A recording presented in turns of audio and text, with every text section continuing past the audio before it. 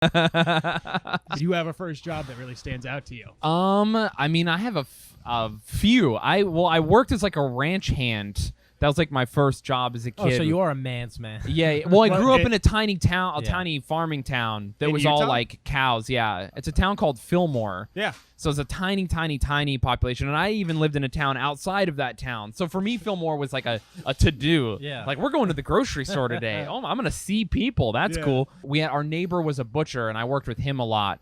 And he would have me like, they have something in Fillmore called the meat pits. The meat pits. So everyone raises animals, and farm animals die or they're discarded bodies. Yeah. So this is the least vegan possible thing, by the way. And so people collect the animal carcasses and stuff, and then they dump them into this giant pit called the meat pits. Yeah. And then you have to like, it's kind of like a dump, but for bodies. Wow. And it's really gross. And I remember I used to go there and dump discarded animals. That was one of your first jobs. Yeah, yes, and I used to drive without a license when I was like 11 years old and do that. Meat and pits. That sounds like a nickname that I was definitely called at a time as a fat child.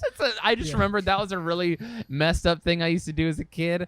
Yeah, and eventually I moved out of that town, and then my first like teenage real job with like Wait, you can't just skip past the traumatic event as dumping animals in a pit. Does that not stay with you as a person?